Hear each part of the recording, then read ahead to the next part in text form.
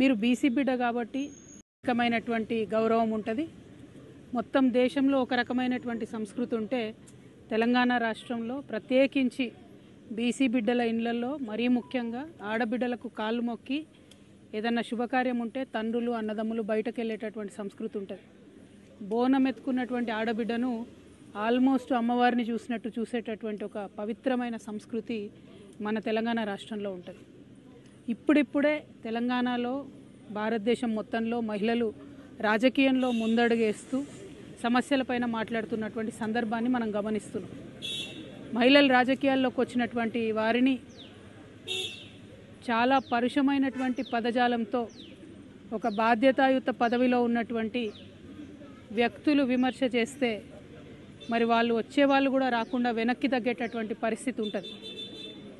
నా ఒక్కదాన్ని ఈరోజు ఎమ్మెల్సీ నవీన్ గారు, చింతపండు నవీన్ అలియాస్ తీన్మార్ మల్లన్న గారు ఎంత దారుణంగా మాట్లాడినరో తెలంగాణ ప్రజలందరూ చూసిండ్రు. అసలు మేము ఆడబిడ్డలు అట్లాంటి మాటలు కనీసం మా నోటితో కూడా ఉచ్చరించేటటువంటి పరిస్థితి కూడా ఉండదు. సిగ్గు అనిపిస్తుంది, నిజంగా బాధ అనిపిస్తుంది. ఎందుకు రావద్దా ఆడపిల్లలు బయటికి రావద్దా? రాజకీయాల్లో ఉండొద్దా? చెయ్యొద్దా రాజకీయం? ఏం మాటలు ఇవి? అంశం మీద మాట్లాడాలనుకుంటే, ఇష్యూ మీద మాట్లాడాలనుకుంటే ఇష్యూ బేస్డ్ మీద మాట్లాడండి. దాదాపు 1.5 year నుండి తెలంగాణ జాగృతి నుండి బీసీ అంశాల్లో మేము అగ్రభాగాన నిలబడి పోరాటం చేస్తున్నాం. నేను ఏ ఒక్కనాడు కూడా తీన్మార్ మల్లన్న గారిని ఒక్క మాట కూడా అనలేదు. నేను అసలు ఆయన నన్ను ఎందుకన్నాడో కూడా నాకు తెలియదు. నన్ను అనాల్సిన సందర్భం ఏందో కూడా నాకు తెలియదు. సరే, ఆయనకి ఏం కోపం ఉందో లేకపోతే ఎవరన్నా ప్రేరేపించిండ్రో ఎందుకన్నారో నాకు తెలియదు. తీన్మార్ మల్లన్న గారిని మాత్రం నేను ఒకటి రిక్వెస్ట్ చేస్తూ ఉన్నా. మీరు బీసీ బిడ్డ కాబట్టి ఏది పడుతుంది మాట్లాడితే చెల్లిపోతుందంటే కరెక్ట్ కాదు. గుర్తుపెట్టుకోండి మల్లన్న గారు, తెలంగాణ ప్రజలు ఎక్కువ కాలం పరుష పదజాలాన్ని సహించరు. మీరు ఎటు పడితే అటు మాట్లాడితే చూసుకుంటే ఎవరు ఊరుకోరు. మీరు మాట్లాడిన దానికి డెఫినెట్గా ఆవేశం వచ్చి మా కార్యకర్తలు, మా నాయకులు ప్రజాస్వామ్యబద్ధంగా ప్రొటెస్ట్ చేయడానికి వచ్చిర్రు. అయితే మీరు కాల్పులు జరుపుతారా? సామాన్య ప్రజల మీద కాల్పులు జరిపేంత అంత క్రూరత్వం ఎందుకు? ఏంది ఇది? ఏం వైఖరి ఇది? ఏం వైపరీత్యం ఇది? ఎందుకోసం చేస్తున్నారు ఇట్లా మీరు? అంటే ఒక ఆడబిడ్డను ఎంత మాట పడితే అంత మాట అనేసి ఇది తెలంగాణ పదజాలం గట్లనే ఉంటుంది అని అంటే ఇది మీ టీవీ కాదు, మీరు మేకప్ వేసుకొని వేసే డ్రామా కాదు. ఇది రాజకీయము, ఇది ప్రజాస్వామ్యము. ఇందులో అనేక మంది ప్రజల యొక్క జీవితాలు ముడిపడి ఉన్నాయి. అరే, తెలంగాణ జాగృతి ఎన్నో కార్యక్రమాలు చేసింది. అందులో బీసీ ఉద్యమం ఒక భాగం మాత్రమే. ఇంకా చాలా కార్యక్రమాలు చేస్తాం, ఇంకా బలంగా పోరాటం చేస్తాం. ఎందుకోసం మీకు ఇంత దుగ్ధ? ఎందుకోసం? ఒక ఆడబిడ్డ రోడ్డు మీద నిలబడి ప్రశ్నిస్తే తట్టుకోలేకపోతున్నారా? నాలాంటి వాళ్ళను కోట్లాది మందిని తయారు చేస్తా ఏమనుకుంటున్నారో మీరు? మేము అనుకుంటే, ఆడబిడ్డలు అనుకుంటే కనీసం ఇంట్లోకి వెళ్ళి బయటకు వెళ్ళలేరు. మీరు ఆలోచన చేసుకోవాలి. మల్లన్న గారు, ఎవరి కోసం మాట్లాడుతున్నారు మీరు? నేను ఇవాళ రాష్ట్ర ముఖ్యమంత్రి గారిని కూడా అడుగుతున్నా. ఈ మల్లన్న గారు నిన్న మధ్యాహ్నం ఈ టైంకి ఈ మాట మాట్లాడితే ఇంతవరకు నేను ముఖ్యమంత్రి గారికి ఒక సహచర ఎమ్మెల్సీని ఇంతవరకు కనీసం ముఖ్యమంత్రి గారు మాట్లాడలే. ఆ రోజు వారి కుటుంబ సభ్యుల మీద మాట్లాడితే 2 ఆడపిల్లల్ని, యూట్యూబర్స్ని, జూనియర్ జర్నలిస్టులని పట్టుకపోయి మీరు జైల్లో పెడతారా? ముఖ్యమంత్రి గారు, నేను మిమ్మల్ని డిమాండ్ చేస్తూ ఉన్నా, మీరు తక్షణమే మల్లన్న గారిని అరెస్ట్ చేయకపోతే మల్లన్న గారితో ఈ మాటలు మాట్లాడించింది మీరే అని కూడా తెలంగాణ ఆడబిడ్డలు అందరూ అనుకునేటటువంటి పరిస్థితి వస్తుంది. మీ కుటుంబానికి ఒక న్యాయం, తెలంగాణ ఆడబిడ్డలందరికీ ఇంకో న్యాయం ఉంటుందా? ఎంత ఆవేదనగా మాట్లాడినారు ఆ రోజు అసెంబ్లీలో ముఖ్యమంత్రి గారు. మా ఆడబిడ్డలు అంటారా, మా కుటుంబాన్ని అంటారా అని. ఇవాళ నేను తెలంగాణ ఆడబిడ్డను కాదా? తెలంగాణ ఉద్యమంలో పనిచేయలేదా? తెలంగాణ బీసీల కోసం పనిచేస్తలేనా? తెలంగాణ అసెంబ్లీలో అంబేద్కర్ బొమ్మ పెట్టాలని దీక్ష చేయలేదా? ఎన్ని పనులు చేసినాం, ఎన్ని విషయాల్లో కొట్లాడినాం, ఎన్ని అంశాల్లో మాట్లాడినాం, ఇంకా మాట్లాడతాం. మాకు అవకాశం ఇస్తే ఆడబిడ్డలకి ఇంకా మాట్లాడతాం. ముఖ్యమంత్రి గారు నేను డిమాండ్ చేస్తూ ఉన్నా, ఎట్టి పరిస్థితుల్లో వెంటనే తీన్మార్ మల్లన్న గారిని అరెస్ట్ చేయాలి.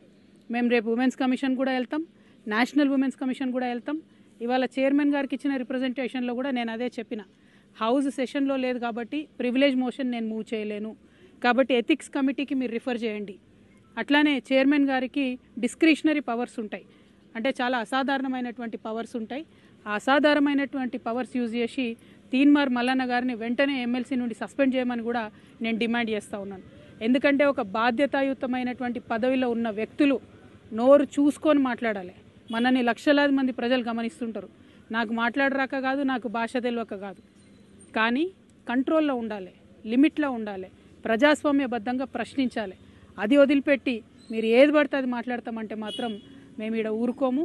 ఏదో ఆడబిడ్డ కదా, ఓ సంస్థ నడుపుతుంది కదా, ఆమెను ఏదన్నా ఎవరుంటారు వెనక అనుకున్నారేమో.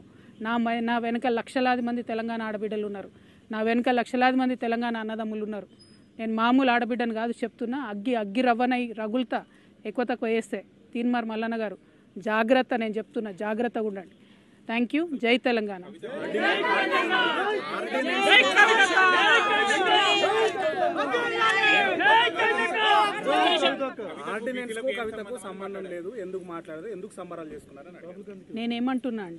నేనేమంటున్నా తీన్మార్ మల్లన్న గారు బీసీ ఉద్యమానికి సంబంధించి నన్నెందుకు ప్రశ్నిస్తున్నారు? అసలు నేను ఇచ్చేదాన్నా ఆర్డినెన్స్, తెచ్చేదాన్ని.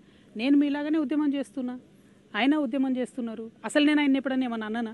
ఆయన అంతటా ఆయన వచ్చి నా మీద ఎందుకు మాట్లాడుతున్నారు? అంటే నాకు వ్యతిరేకులు ఎవరు ఆయనను ప్రేరేపిస్తున్నారా? అది ముఖ్యమంత్రి గారు ప్రేరేపిస్తున్నారా? ఎవరు ప్రేరేపిస్తున్నారు మరి? ఎందుకంటే ఈయన మాట్లాడి 24 గంటలు అయిపోతే ప్రభుత్వం కనీసం చర్య తీసుకోలే. మీ మీద ఒక ట్వీట్ పెడితే రాత్రికి రాత్రి చిన్నపిల్లల్ని ఎత్తుకపోయి జైల్లో పెడుతున్నారే. మీ మీద ఒక ఫేస్బుక్లో కమెంట్ పెడితే ముఖ్యమంత్రి గారు ప్రత్యేక బృందాలను పెట్టి వెతికి మరి అరెస్ట్ చేస్తున్నారే. ఒక ఎమ్మెల్సీని, ఒక ఆడబిడ్డని. ఇదేనా మీరు తెలంగాణ ఆడబిడ్డలకు ఇచ్చే రక్షణ? అందుకే క్రైమ్ పెరిగిపోతున్నది. ముఖ్యమంత్రి గారు ఇంత అలుసుగా ఉంటున్నారు మహిళలను ఏమన్నా కూడా. కాబట్టి ఇక సాధారణ మహిళల పరిస్థితి ఏందండి? ఓ పదవిలో ఉన్న ఎమ్మెల్సీకే ఇటువంటి గతి ఉంటే ఈ రాష్ట్రంలో సాధారణ మహిళల పరిస్థితి ఏంటి చెప్పండి? ముఖ్యమంత్రి గారు చర్యలు తీసుకోవాలి. ఆయన తీన్మార్ మల్లన్నకి ఏం సంబంధం అండి? ఆయనను ఏమన్నా నేను అసలు ఎప్పుడూ ఏమనలేదు. నేను ఇన్ని 1.5 years నుండి బీసీల కోసం కూడా ఒక్క సెకండ్ కూడా నేను ఆయన గురించి మాట్లాడలేదు. ఆయన ఎందుకు నా గురించి మాట్లాడాలి? First point. సెకండ్ పాయింట్, ముఖ్యమంత్రి గారు మాత్రం చూసి చూడనట్టుగా ఈ వ్యవహారంలో ఊరుకుంటే తెలంగాణ ఆడబిడ్డలందరం కూడా ఇది మాకు అవమానంగానే భావిస్తాం. కానీ నేను ఇంకా బలంగా సమస్యల మీద కొట్లాడుతూనే ఉంటా. వెనక్కి తగ్గే క్వశ్చనే లేదు. మిమ్మల్ని మాత్రం నేను ఇవాళ కోరేది ఒకటే, ఆడబిడ్డల్ని గౌరవించడం నేర్చుకోండి. ఇలా బోనాలు, మాంకాలమ్మ బోనాలు, పొద్దున్న లేచి నేను బోనాలకు పోయేది ఉండే, అది బంద్ పెట్టుకొని ఇదే దుకాణం నడుస్తుంది పొద్దున్న నుంచి. ఎందుకు ఇవన్నీ? నేను ఒకటేనండి, ప్రజా సమస్యలు ఎవరన్నా మాట్లాడవచ్చు, ఎవరన్నా ప్రజా సమస్యలు మాట్లాడవచ్చు. తెలంగాణ జాగృతి అనేక ఉద్యమాలు చేసింది, అందులో బీసీ ఉద్యమం ఒకటి. మా సంస్థకున్న నిబద్ధత ఏంటంటే మేము ఏదైనా అంశం ఎత్తుకుంటే అది సాల్వ్ అయ్యేదాకా దించం. మహిళా బిల్లు ఎత్తుకున్నా దించలేదు, ఏ అంశమైనా సాల్వ్ అయ్యేదాకా దించం. అంబేద్కర్ విగ్రహం అయినా కానీ ఏదైనా కూడా ఇష్యూ సాల్వ్ అయ్యే వరకు దించం. బీసీ ఉద్యమం కూడా అంతే, ఇష్యూ సాల్వ్ అయ్యే వరకు దించే ప్రసక్తే లేదు.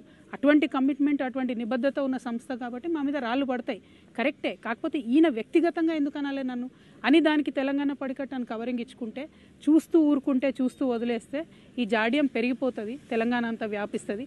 కాబట్టి దయచేసి ప్రజాస్వామ్యవాదులందరూ కూడా ఆడబిడ్డల పక్షాన్ని నిలబడాలని కోరుతున్నాను.